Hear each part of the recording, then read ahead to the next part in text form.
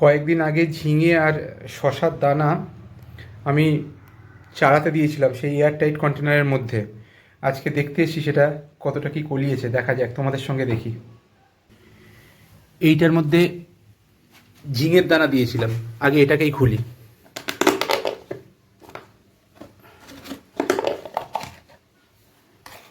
আরে সাবাস, কি সুন্দর কলিয়েছে দেখো ঝিঙের দানাগুলো।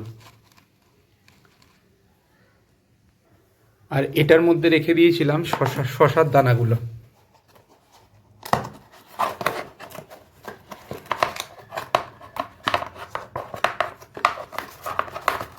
দাঁড়াও দেখছি এটাতে কি অবস্থা।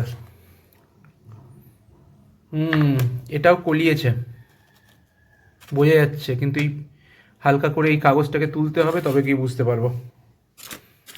এমনি কলিয়েছে সেটা বোঝা যাচ্ছে, এই যে কলিয়েছে, এই দেখো কলিয়েছে, তোমরা বুঝতে পারছো ভিডিওতে, এই যে কলিয়ে উঠেছে, এই যে এটা হচ্ছে শশা। কি ভালো লাগে না নিজের হাতে করে বীজ দিয়ে সেই বীজ থেকে যখন এরকম অঙ্কুর বের হয়, কি মজা লাগে, কি আনন্দ লাগে।